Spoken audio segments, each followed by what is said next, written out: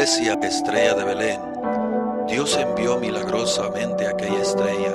Si los hombres no pudieran ser alcanzados de una manera ordinaria, los elegidos de Dios serán llevados a Él de manera extraordinaria. Nadie está más allá del alcance de Dios. En quien tenemos redención por su sangre, el perdón de pecados, según las riquezas de su gracia, que nos hizo sobreabundar para con nosotros en toda sabiduría e inteligencia, dándonos a conocer el misterio de su voluntad, según su beneplácito, el cual se había propuesto en sí mismo de reunir todas las cosas en Cristo en la dispensación del cumplimiento de los tiempos, así de las que están en los cielos como de las que están en la tierra. En Él, asimismo, tuvimos herencia, habiendo sido predestinados conforme al propósito del que hace todas las cosas según el designio de su voluntad, a fin de que seamos para alabanza de su gloria, nosotros los que primeramente esperábamos a Cristo. Déjenme les hago una pregunta, amada iglesia. Déjenme les hago una pregunta. Si usted fuera al centro en Matamoros y usted ahí escogiera a un grupo de personas en la zona peatonal que es la calle Abasolo, un grupo de personas al azar, usted mirara el ambiente, usted ve cómo, y sobre todo en estas fechas está lleno, usted mirara y usted buscara un grupo al azar y le preguntara a ese grupo, ¿qué significa para ustedes un cristiano?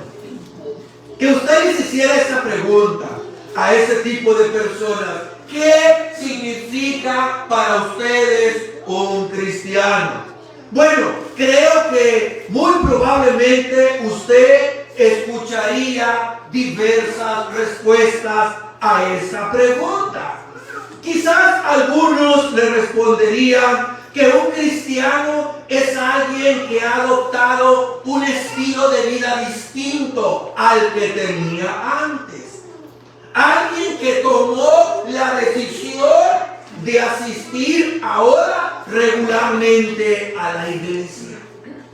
Alguien que tomó la determinación de leer la Biblia.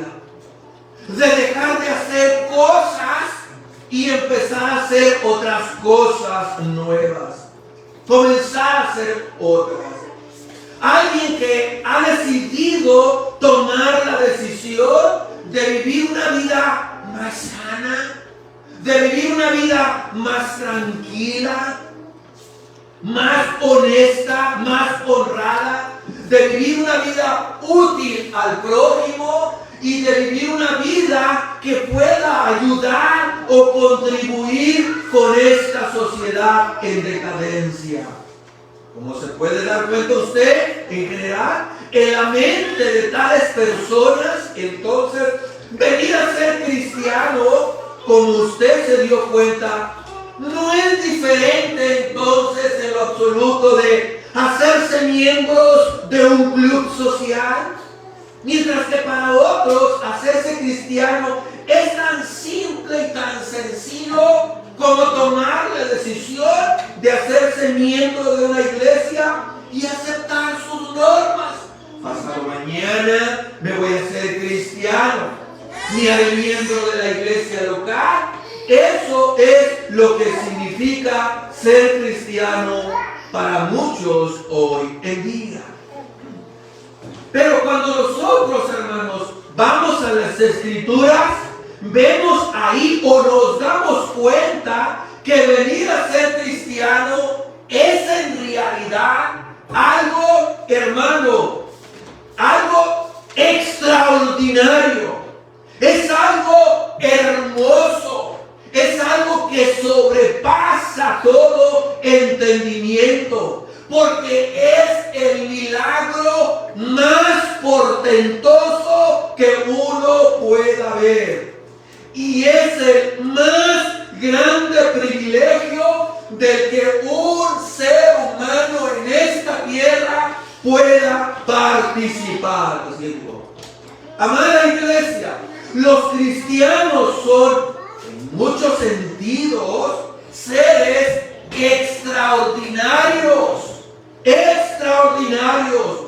No porque ellos mismos sean superiores a los demás, porque en realidad no lo somos, sino porque han sido investidos de privilegios extraordinarios que Dios nos ha dado, que Dios nos sentenció desde la eternidad a través de Cristo.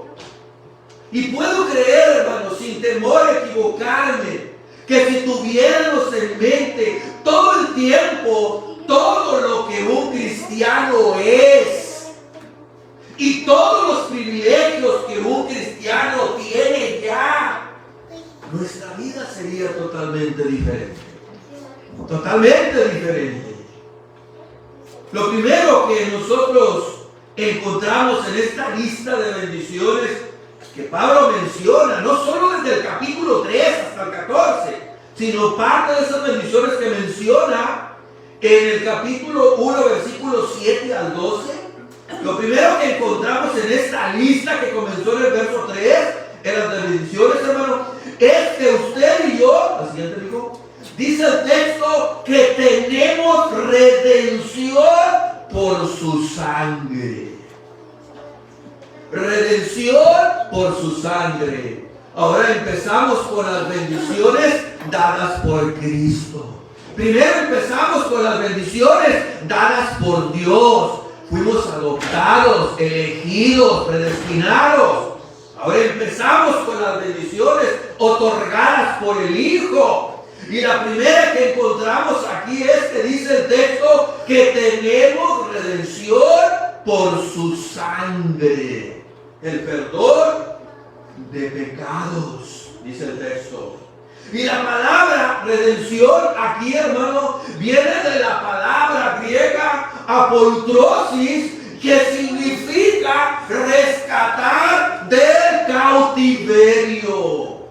Esta palabra apoltrosis, redención, esta palabra se utilizaba para hacer referencia al pago de rescate, al pago para liberar a una persona que estaba en esclavitud.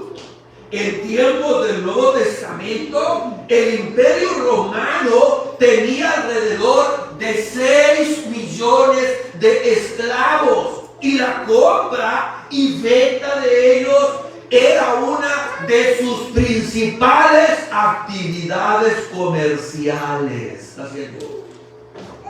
En la antigüedad, una persona podía convertirse en esclavo de 3 maneras distintas. En primer lugar, podía hacerlo por nacimiento, porque si los padres de un niño estaban en esclavitud al momento de nacer, ese niño automáticamente nacía en la misma condición que sus padres, en esclavitud. En segundo lugar, una persona podía ser esclavizada si su pueblo era vencido en una guerra, como lo fue Israel en la época del rey Nabucodonosor. Muchos habitantes eran llevados esclavos, como lo hizo Babilonia con Israel. En tercer lugar, podía darse el caso de que una persona quedara convertida en esclava por causa de una deuda que no podía pagar. Una persona estaba endeudada, no podía pagar la deuda y simplemente él se vendía a sí mismo como esclavo, o era tomado por el dueño como esclavo hasta el día del jubileo, o si se podía pagar antes la deuda, quedaba libre. ¿Es cierto? Pues bien, hermanos, la Biblia nos enseña que el hombre es un esclavo. Es un esclavo, y es un esclavo en todo el sentido de la palabra. En todo. ¿Por qué? Porque todo ser humano que ha nacido desde la caída ha entrado al mundo como un esclavo del pecado y bajo servidumbre total de una naturaleza corrupta, de una naturaleza mala, de una naturaleza separada de Dios. Ninguna persona nace libre espiritualmente. Ningún ser humano es libre del pecado y de sus consecuencias temporales y del castigo eterno que es la muerte. Cristo dijo en Juan 8:34, de cierto os digo, que todo aquel que hace pecado, esclavo es del pecado. Y Pablo, hermanos, señala que toda persona ha cometido pecado, que toda persona ha cometido pecado, toda. Dice, no hay justo ni aún uno, es lo que dice. Y en Romanos capítulo 7, versículo 14, el apóstol Pablo dice que cada uno de nosotros ha sido vendido al pecado. En Romanos capítulo 8, versículo 21, dice que la creación entera está sometida a la esclavitud de corrupción del pecado. Así que el pecado es el tratante y propietario del hombre, por lo cual demanda el pago de un precio por su libertad.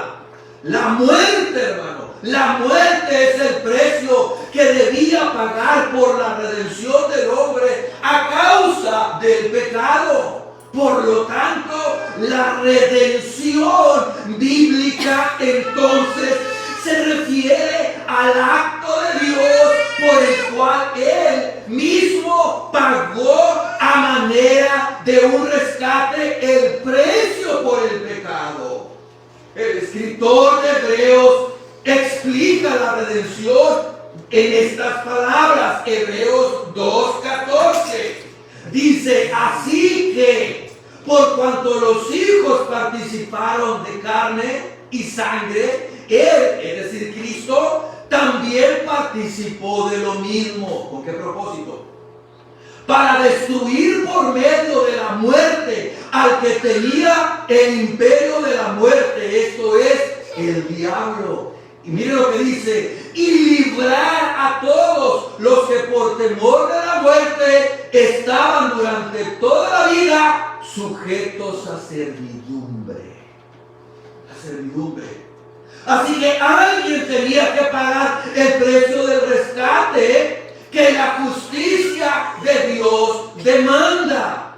¿Y qué es lo que la justicia de Dios demanda, hermano? La muerte del pecador. Porque la paga del pecado, ¿qué es, hermano? La muerte. Eso fue precisamente lo que Cristo hizo en la cruz del Calvario. Él es nuestro Redentor, porque Él pagó el precio. Por eso Pablo dice en nuestro texto que en Él tenemos redención por su sangre. En otras palabras, por medio de su muerte, Cristo dio su vida en la cruz para que nosotros fuésemos puestos en libertad. Ese fue, la siguiente dijo, el precio de la redención. Ese fue el precio de la redención, hermano. De ese modo, Cristo nos redimió. De ese modo, Cristo pagó el precio del rescate. Hemos sido librados al precio de la sangre de Cristo. De tal manera que ahora usted y yo somos libres. Libres de la esclavitud del pecado. Libres de todas las consecuencias. Miren lo que Pablo dice en su primera carta, versículo 1, verso 18. Sabiendo que fuiste rescatados. Ahí la palabra es logros, en griego, que habla prácticamente de lo mismo.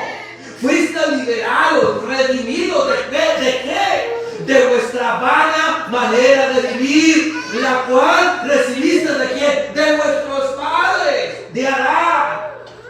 No con cosas corruptibles como oro o plata, sino con la sangre preciosa de Cristo, dice Pedro. Con eso fuiste redimido. Al Hijo de Dios le costó su propia sangre redimir a los hombres del mercado, hermano, esclavista del pecado. Yo quiero que por favor piense en usted mismo. Piense en usted mismo como un esclavo expuesto ahí delante de toda la gente. En el mercado, vendido, subastado en un mercado. Ahí usted se encontraba, ahí yo me encontraba, a merced de mis propios pecados, a merced de la voluntad del mundo y de su príncipe, dirigiéndonos usted y yo a una destrucción segura.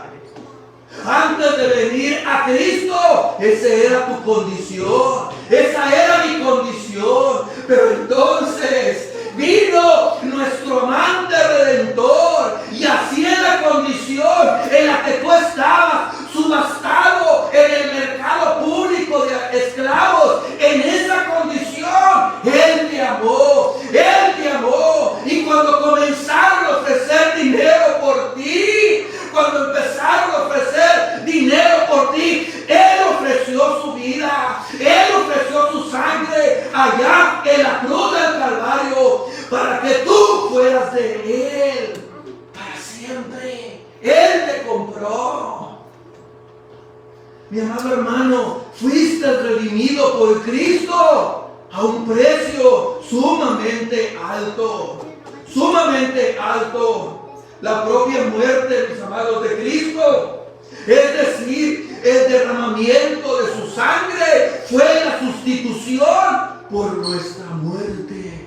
Él tomó nuestro lugar, aquello que merecíamos y de lo cual no podíamos salvarnos a nosotros mismos. El Salvador amado, aunque no lo merecía, Él decidió llevarlo sobre sí. Él pagó por algo que de otro modo nos habría condenado a ti, a mí, a la muerte y al infierno. Pero Él se entregó a sí mismo por nosotros, ofrenda y sacrificio a Dios en olor fragante. El Salvador mismo dijo que su sangre por muchos es derramada para remisión de pecados. Por eso Juan vio a los 4 seres vivientes, hermano, y a los 24 ancianos cantar: digno es de tomar el libro y de abrir los sellos, porque tú fuiste inmolado y con su sangre nos has redimido para Dios de todo linaje y lengua y pueblo y nación, y nos has hecho para nuestro Dios reyes y sacerdotes, y reinaremos sobre la tierra. ¡Aleluya! Eso es lo que somos. Eso es lo que somos, hermano. Tú eres, dice, nos ha hecho Dios reyes y sacerdotes. Que no te vendan la idea de que usted no es nadie. Que no le vendan esa idea, hermano, porque no es verdad. Hemos sido sentenciados desde la eternidad por Dios en Cristo para ser reyes y sacerdotes, y reinaremos sobre la tierra. Esto es un hecho ya, como lo vamos a ver más adelante. La siguiente. Ay, hermano, qué hermosa palabra. Ahora, la razón que motivó a Dios en Cristo para que nos redimiera, ¿cuál fue, hermano? Dice: en quien tenemos redención por su sangre, el perdón de pecados, ¿según qué? Las riquezas de su gracia. La razón que motivó a Dios el que Cristo nos redimiera, según las riquezas de su gracia. Hermano, la inmensidad y alcance de nuestro perdón puede verse en el hecho de que Pablo dice de manera específica: según las riquezas de su gracia. La gracia de Dios, al igual que su amor, su santidad, su poder y todos los demás atributos, es ilimitado, hermano. No tiene límite. Es ilimitado. Está más allá de nuestra capacidad de comprender, de describir. Pero de todas maneras, iglesia, sabemos que es según las riquezas de esa gracia infinita que Él nos da su perdón. Mire, si usted y yo acudiéramos a un multimillonario, a este fulano, y tiene muchos recursos, es un magnate, y fuéramos y le pidiéramos que si podría ayudarnos con una contribución para el ministerio, porque queremos arreglar el templo, la construcción de Iglesia Estrella de Belén. Y si fuéramos y le pidiéramos una contribución para el ministerio y nos diera un cheque por $25, él solo estaría sacando algo de su bolsillo, algo de sus riquezas. Algo. Muchas personas pobres dan mucho más que eso. ¿Cierto? Muchas personas de bajos recursos a veces dan mucho más que personas que tienen. En cambio, si esa persona multimillonaria sacara su chequera e hiciera un cheque inmediatamente por $50,000, él estaría dando según sus riquezas. ¿Qué es diferente? Según sus riquezas. ¿Y qué es lo que hizo Dios? No dio cualquier cosa. Según las riquezas de su gracia. ¿Y cuánto es las riquezas de su gracia? Son infinitas. De esa manera, hermano, Dios nos bendijo. Wow. Esta es una ilustración, hermano, pequeñita de la generosidad de Dios. Su perdón no solo es dado según las riquezas de su gracia, sino que lo hizo sobreabundar para con nosotros. No tenemos usted y yo necesidad de preocuparnos de que nuestro pecado alguna vez sobrepase el perdón de Dios. Hermano, no tenemos que preocuparnos que sobrepase la gracia de Dios. Dice Romanos 5:20, mas cuando el pecado abundó, sobreabundó la gracia. Su perdón es infinito y Él lo hace sobreabundar para con nosotros sin medida sobre aquellos que confían en Cristo. Por lo tanto, iglesia, no solo podemos disfrutar de la gloria futura con Dios, sino también de su comunión con Él hoy en el presente. Por esta gracia nos redimió, dice Pablo. Y también por esa gracia es que usted y yo podemos ver cuáles son los resultados de la redención. Así es. ¿Qué dice el texto? Que nos hizo sobreabundar para con nosotros en toda sabiduría e inteligencia. Y aquí es cuando el sermón se pone bueno. Cheque, hermano, lo que dice el texto. Que nos hizo sobreabundar para con nosotros en toda sabiduría e inteligencia. Dios nos ha dado, según las riquezas de su gracia, sabiduría e inteligencia. No se olvide de esas dos palabras. Sabiduría e inteligencia. Dios no solo perdona y aleja de nosotros el pecado, que corrompe y distorsiona nuestra vida. Bueno, Dios no solo lo aleja, también Él nos da todos los recursos para que usted y yo podamos entenderle, para que usted y yo podamos comprender y andar en esta vida día tras día de una manera que refleje su voluntad y que le agrade. Esos son los recursos que Él nos ha dado. Él nos da con generosidad. ¿Qué cosa? Todos los medios necesarios. ¿Para qué? Para entender su palabra y también para saber cómo obedecerla. Nos da los medios. ¿Y cuál es el medio más poderoso? El Espíritu Santo. Que me ayuda, hermano, a entender su palabra y que me da el poder para saber cómo vivirla. Eso es lo que nos dio. Dios ha revelado a sus hijos, hermano. Dios le ha revelado a sus hijos y solo a aquellos que son sus hijos que le pertenecen lo que nadie conoce, que es el misterio de su voluntad. Nadie conoce el misterio de la voluntad de Dios más que sus hijos, porque Dios se los ha revelado a ellos en su palabra. Un misterio en el Nuevo Testamento es una verdad que nadie podía conocer a menos que Dios la revelara. Eso es un misterio. Ahora, noten lo que Pablo está diciendo aquí. No es simplemente que Dios ha dado a sus hijos la revelación de su voluntad. No solo eso, hermano. Lo que Pablo está diciendo aquí es que Dios ha dado al creyente sabiduría e inteligencia. Es la misma palabra que revelación. En el conocimiento de su voluntad, que Él nos ha revelado en su palabra. Se lo vuelvo a repetir, hermano.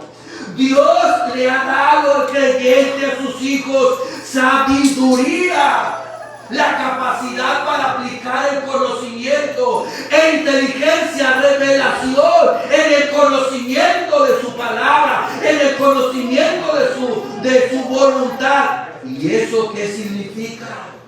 Eso significa que Dios ha dado a los creyentes la capacidad de conocer, hermano, las cosas que Dios nos ha revelado en su palabra. Y al darme la capacidad de conocer las cosas que Dios me ha revelado en su palabra, al darme la capacidad de entenderlas, esto me ayudará a poder vivir en este mundo con sabiduría y entendimiento.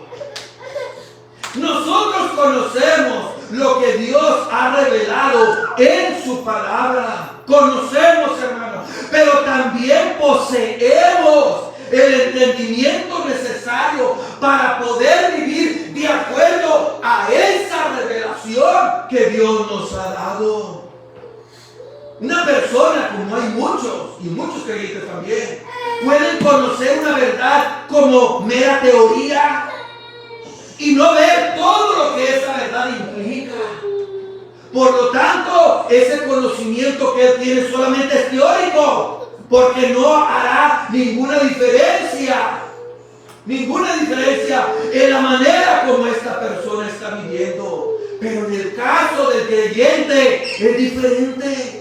En el caso del Hijo de Dios no es así, porque el Hijo de Dios conoce, hermano, conoce el plan, porque Dios se lo ha revelado. Dios nos ha revelado su plan, pero al mismo tiempo Él nos ha dado la sabiduría, nos ha dado el entendimiento, de tal manera que nosotros podemos conocer las implicaciones de ese plan que Dios nos ha revelado y vivir, hermano, y actuar en consecuencia con lo que Dios nos ha dado.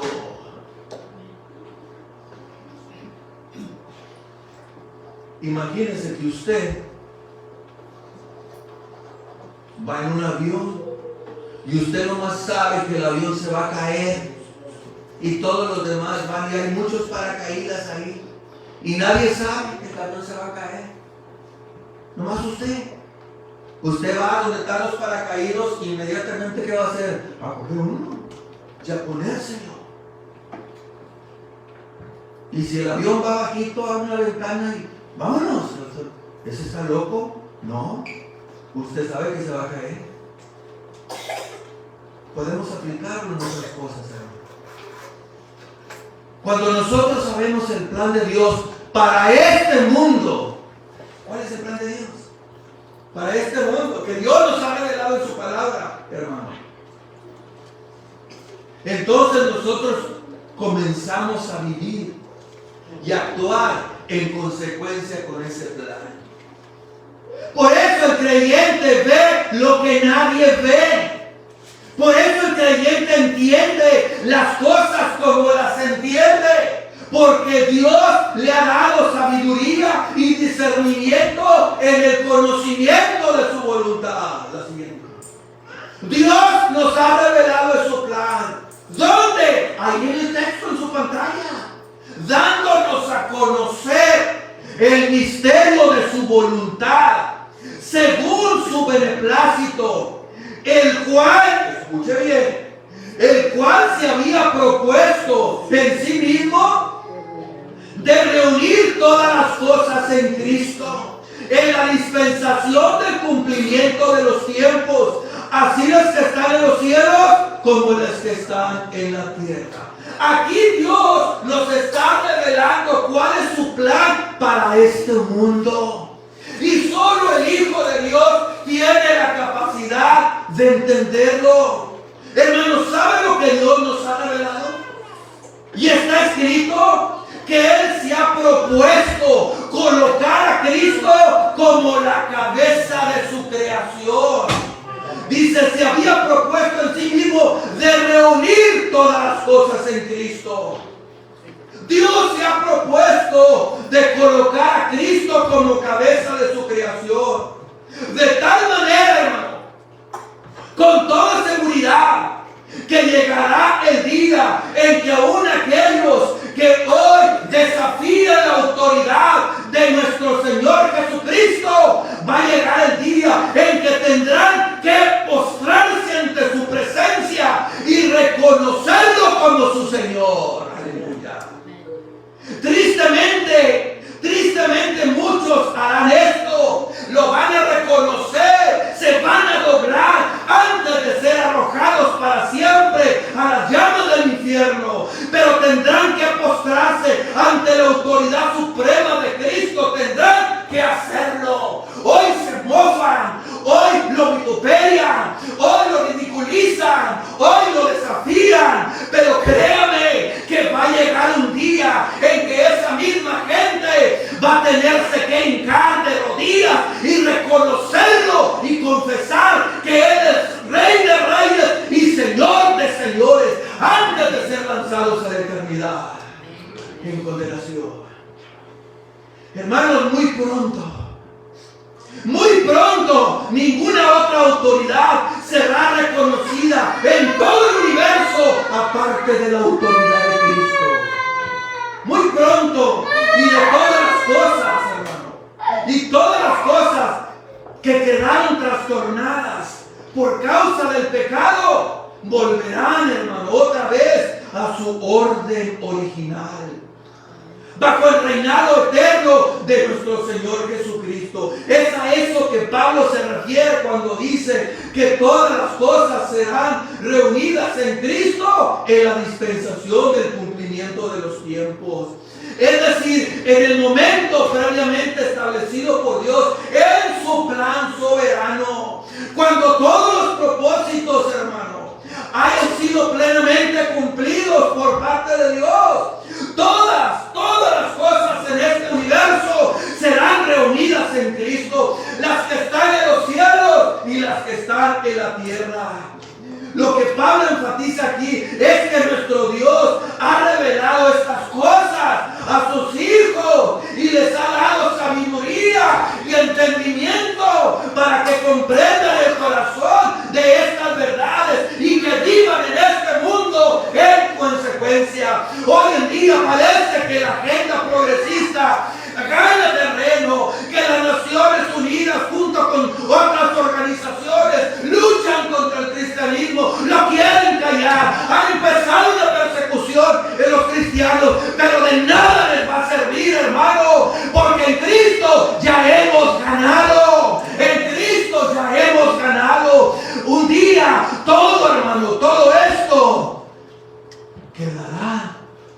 cubierto con el poder de nuestro Señor Jesucristo. Hermanos queridos, la Escritura nos enseña que nuestro Señor Jesucristo fue exaltado hasta lo sumo y que le fue dado un nombre que es sobre todo nombre, para que en el nombre de Jesús se doble toda rodilla de los que están en los cielos y en la tierra y debajo de la tierra, y escuchen bien, y toda lengua confiese que Jesucristo es el Señor, para la gloria de Dios Padre. ¿Lo van a confesar? Ahí estará Adolfo Hitler, ahí estará Stalin, ahí estarán todos esos hombres que han traído genocidios a este mundo, y los que hoy en día están trayendo también genocidio, ahí estarán postrados antes de ser arrojados a las llamas, confesando que Cristo es el Señor. Pareciera que vamos perdiendo, pero no es así, hermano.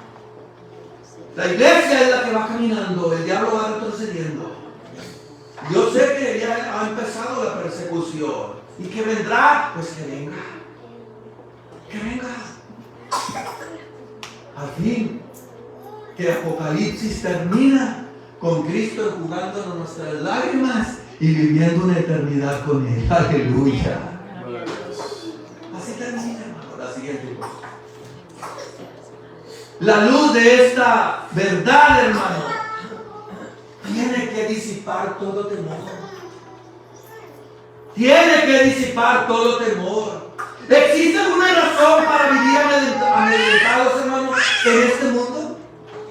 ¿Existe alguna razón para vivir atemorizados en este mundo? Nosotros que somos de Cristo y que reinaremos juntamente con Él sobre todo el universo, porque nosotros reinaremos con Cristo. ¿Existe alguna razón para que nosotros tengamos temor?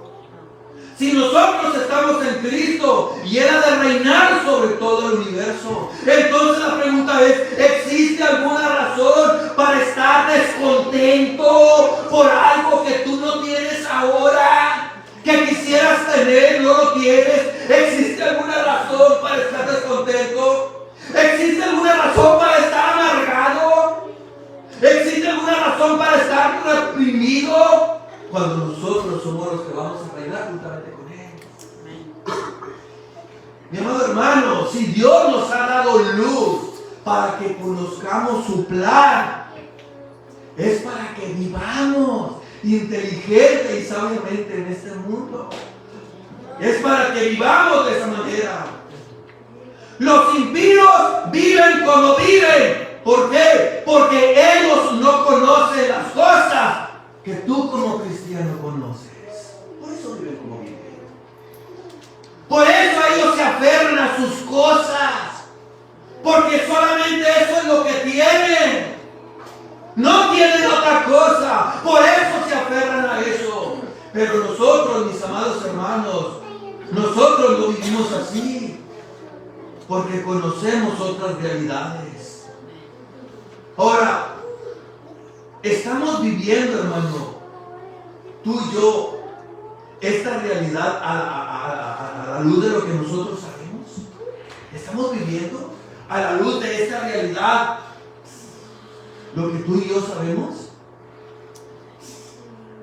Pablo dice, aquí mismo en Efesios, pero en el capítulo 5, versículo 15, mirad pues con diligencia cómo andéis, no como necios, sino como sabios, aprovechando bien el tiempo, porque los días son malos. Por tanto, no seáis insensatos, sino entendidos de cuál sea la buena voluntad del Señor. Mira con diligencia cómo andas. La siguiente. Por último, hermano, en tercer lugar, veamos la fuente de nuestra herencia. En Él, dice Pablo, asimismo tuvimos herencia, habiendo sido predestinados conforme al propósito del que hace todas las cosas según el designio de su voluntad. Sigue diciendo, a fin de que seamos para alabanza de su gloria, nosotros los que primeramente esperamos a Cristo. En Él asimismo tuvimos La siguiente. El inciso A. La frase que Pablo menciona ahí en él hace referencia clara a Jesucristo, quien es la fuente de nuestra herencia divina. Él es la fuente, hermano. Como hijos adoptados, y ya lo vimos la semana pasada, por el Padre, ahora también, hermano, hemos sido redimidos y ahora somos herederos. Herederos. Esta herencia es nuestra. ¿Desde cuándo, pastor? Desde ya. Desde ya. Aún a pesar de que no hemos entrado en el pleno disfrute de ella. Hermano, la frase que Pablo menciona ahí, asimismo tuvimos herencia. Son 3 palabras. ¿Se percató? Son 3 palabras. Asimismo tuvimos herencia. Son 3 palabras, pero en griego es una sola. Es una sola palabra. En griego es eklerotemen. Y esa palabra, eklerotemen, hermano, tuvimos herencia, es una palabra importantísima, relevante. Si había algo, si había un suceso en el futuro, tan seguro que ese suceso acontecería, que sería inconcebible de que no aconteciera, entonces los griegos tenían por costumbre hablar del mismo como si ya hubiera ocurrido. No sé cuántos vieron la final del fútbol, el mundial, entre Argentina y Francia. Cuando la Argentina ganó, ustedes vieron que estaba el trofeo ahí, la Copa del Mundo, en una mesita. Y cuando los jugadores pasaban, la miraban y le daban un beso. Todavía lo lanzaban, pero ellos la paraban y le daban un beso, porque ellos sabían que esa copa ya les pertenecía, aunque aún no la habían levantado y declarados campeones del mundo. Pero ellos miraban la copa, la acariciaban y la besaban, porque sabían que era de ellos. De la misma manera, hermano, yo no he visto esa herencia. Pablo dice, ya la tuvimos, es seguro, es cierto, mi amado hermano, esa herencia será tuya con toda probabilidad. Lo que Pablo dice con la palabra eklerotemen, eso significa que la herencia en Cristo ya es tuya. Ya es tuya, pero no la tengo, sí, pero ya es tuya. Ya es mía, ya la tengo, es mía, hermano. Eso es lo que dice Pablo. Con toda seguridad, eso va a ocurrir el día que tus ojos se cierren a este mundo y despierten en la eternidad con Cristo. Nos vamos a dar cuenta de que esa herencia es nuestra ya. Es nuestra, hermano. En Efesios capítulo 2, versículo 6, Pablo dice que Dios nos hizo sentar en los lugares celestiales con Cristo. Pero pastor, si yo estoy sentado aquí en la iglesia Estrella de Belén. Pero dice Dios que tú estás ya sentado allá. Estoy aquí, sí, pero Él dice que tú ya estás allá. Reservado. Alonso Velázquez.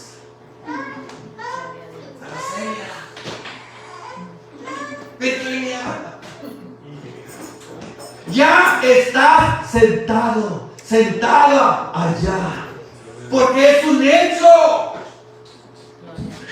Mire, dice Pablo en Romanos 8:28, y sabemos que a los que aman a Dios, que todas las cosas les ayudan a bien. A veces aplicamos ese texto, ay, estoy pasando por una enfermedad, pero todo me ayuda bien, al rato Dios me da la sanidad. No es a eso que se refiere. Cuando Pablo dice que todo nos ayuda a bien, es para que todas las cosas buenas y malas nos ayudan a conformarnos a la imagen de Cristo. Versículo 29 de Romanos 8. Todo coopera para bien, para conformarnos a la imagen de Cristo. Y dice Pablo que los que llamó, los predestinó, los eligió y los glorificó. Hermano, Dios te ve y me ve glorificado ya. Glorificado. ¿No le parece eso maravilloso? Y eso que todavía no llegamos a las bendiciones del Espíritu Santo. Espérese. Hemos sido ya, hermanos, glorificados. Aunque el apóstol y las personas a quien escribió no habían tenido aún acceso a esa experiencia gloriosa, el hecho de que morarían por la eternidad con el Señor era tan cierto como en el presente. Mire, hermano, tan cierto es que moraremos con Cristo allá, como tan cierto es que usted está sentado en esta mañana aquí. Nuestra herencia en Cristo es aún, hermano, es una de las más asombrosas y magníficas bendiciones con las que el Padre nos ha bendecido en el Hijo. Hermanos, nosotros como coherederos con Cristo, es imposible que algo ocurra que nos impida tomar posesión. Es imposible. En Jesucristo los creyentes heredan toda la promesa que Dios nos ha hecho. Pedro nos dice que Dios nos ha asegurado que todas las cosas que pertenecen a la vida y a la piedad nos han sido dadas por su divino poder. Y también nos ha dado preciosas y grandísimas promesas. Y Pablo dice que esto incluye todo lo que Dios ha prometido, porque todas las promesas en Dios son en Él sí y en Él amén. Todas nuestras necesidades son satisfechas, todas por la provisión que Dios hace en su gracia conforme a sus promesas divinas. Dios, hermano, el Dios que nos predestinó, tiene la sartén agarrada por el mango. Él posee control absoluto en todo lo que ocurre en este vasto universo. Todas las cosas que pasan, hermano, se encuentran completamente en el designio de su voluntad. Por lo tanto, mi amado hermano, nada puede tomar a Dios por sorpresa. Nada puede frustrar sus planes soberanos. Nosotros vamos a tomar posesión de su herencia. Eso es tan cierto como que estamos hoy en día en este lugar escuchando su palabra. Tan cierto es. Gloria a Dios, hermano. Gloria a Dios por eso. Así les digo. Ahora, ¿debemos nosotros entonces sentirnos orgullosos por todos estos privilegios con que Dios nos ha favorecido, hermanos? ¿Debemos sentirnos orgullosos? Por supuesto que no, de ninguna manera. Ese fue el gran error que cometió el pueblo de Israel en el pasado. En sentirse superiores, perdieron el foco. Ellos eran un canal que Dios utilizaría para hacer luz a todas las naciones. Como dice el Deuteronomio 7. No por ser mejor que los demás te escogió Dios. Tú eres el pueblo más insignificante. Pero ellos perdieron el foco. Ellos llegaron a pensar que eran personas especiales por ser el pueblo escogido de Dios. Y se envanecieron. Pero eso, hermano, ese no es el propósito de Dios. Y tampoco es el propósito, ese es el propósito de Dios al salvarnos. El creernos superiores. Noten el versículo 12, cuál es el propósito de Dios en Efesios 1. A fin de que seamos para alabanza de su gloria. Nosotros los que primeramente esperábamos en Cristo. Mi amado hermano, todo lo que somos, todo lo que tenemos, todo lo que disfrutamos o disfrutaremos en la eternidad, todo nos fue concedido gratuitamente por gracia, para que nuestro Dios reciba, que cree, toda la gloria, porque de Él y por Él y para Él son todas las cosas. Así que Jesucristo es por ende la fuente de la herencia, la cual desde el punto de vista humano hemos obtenido, cuya posesión ya es un hecho desde el punto de vista divino. Porque en Él asimismo tuvimos herencia. No solo hemos sido redimidos, sino que Dios también en Cristo nos ha dado una herencia. Termino, hermano, así es. Entonces, iglesia, ¿cómo es?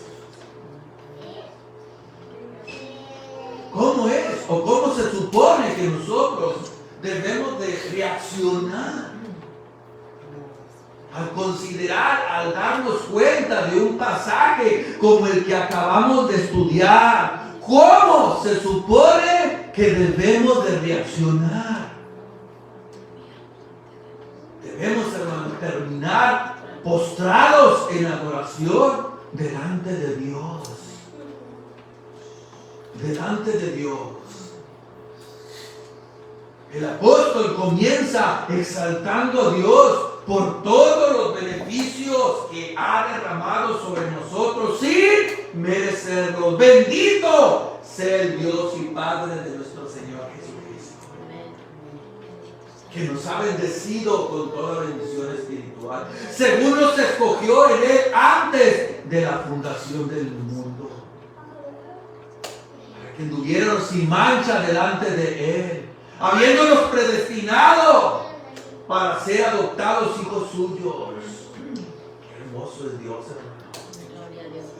Luego insiste una y otra vez en que el propósito de ese plan soberano de salvación era para alabanza de la gloria de su gracia. Hermanos queridos, ¿cómo no vamos a adorar a nuestro Dios? ¿Cómo no vamos a adorarlo? Que nos amó con un amor tan grande cuando éramos enemigos suyos, que nos adoptó, que nos redimió, que abrió nuestro entendimiento y que nos hizo coherederos juntamente con Cristo, que nos dio una herencia y que reinaremos con Él. ¿Cómo no agradecerle? Pablo no se limita solo en adorar a Dios en este texto.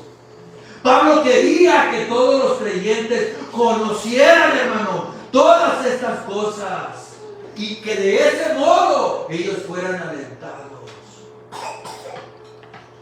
Hermano, nuestro Dios nos escogió desde antes de la fundación del mundo para que nosotros compartamos con Él ese glorioso destino. A pesar de nuestras debilidades que tenemos, a pesar de los embates del pecado que mora en nosotros, a pesar de la seducción del mundo, el plan soberano de Dios se llevará a cumplimiento. Oh, hermano, aliéntese, anímese. Vamos, anímese. Aleluya. Aliéntese con esas palabras. Siga corriendo por amor del Padre, con paciencia la carrera que tenemos por delante. A pesar de las enfermedades, de los achaques y de tanta cosa que vienen, todos son montoneros, nos vienen todos en bola. A pesar de las enfermedades, sigamos corriendo con paciencia la carrera que tenemos por delante. Porque con toda seguridad llegaremos a nuestro destino. Unos quizás primero que otros, pero al fin los que estamos en Cristo llegaremos a nuestro destino. El Dios de los cielos se ha comprometido consigo mismo a hacer todo esto. Para eso nos escogió antes de la fundación del mundo. Para eso Él envió a su Hijo, para pagar el precio. Y para eso envía su Espíritu Santo a nuestras vidas. Permiso lo que